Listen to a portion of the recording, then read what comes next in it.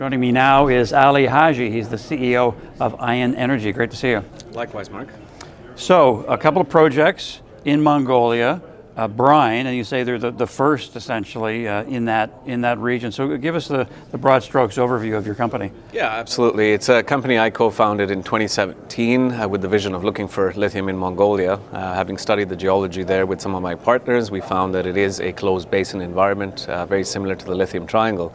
2017 we started the company. 2018 we visited with the University of Science and Technology, found some lithium indication in the Gobi in the south. 2019 we bid for our first license and received it. It's Baba Ayul, 81,000 hectares, 23 kilometers from the Chinese border. So of course that being a massive market was rather exciting. In 2020 we went public on the TSX venture here under ticker ION. In 2021, we acquired our second project, Urgakhnaren, 29,000 hectares, Dorngovi province. And in 2023, this year, we're expecting an inferred resource. Excellent. So what's the significance and the importance of being so close to China, knowing how advanced they are with their whole EV supply chain? I think you look at where the lithium comes from today, and that's vastly Australia or LATAM. It still has to go on the back of bunker-burning ships, 15,000 nautical miles to that consumer, that being China. Us being on the doorstep between 23 and 150 kilometers away, of course, provides an opportunity to upend that lithium supply chain.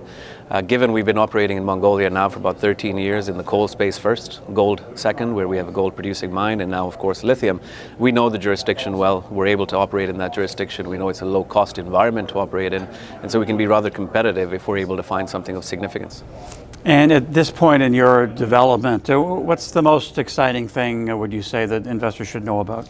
Well, I think you look at Urgakhnaren, our second asset in 2021. We went out there for the first time since listing in August 2020, in April 2022.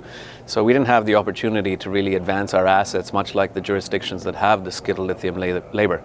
As of last year, we were on site in April. We collected a brine sample of 918 milligrams per liter on surface. Very exciting stuff. Did about 100 line kilometers of geophysics following that, showing us a volume indication of about 22.7 billion cubic meters.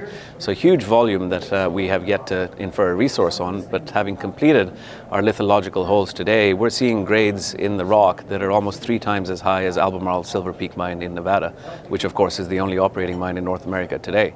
So we're excited. We've now got the water well and hydrogeological sampling occurring on site. We should have assay results in the coming weeks and ultimately announce an inferred resource on Urgakhnaren here in short order.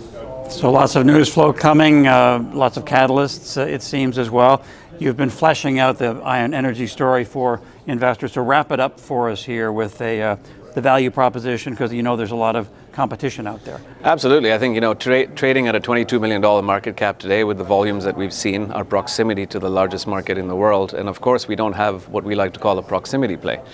So we can't point at a neighbor and say, hey, we've staked land beside you and so we should be worth $500 million. We have to prove ourselves, and we're on track to do that. We'll do that through an inferred resource calculation, as well as a potential strategic investment that validates the work that we've done and ultimately helps put ION back on the map. Fascinating stuff, Ali. Thanks for dropping by. Thank you. Okay. Haji, he's the CEO of ION Energy.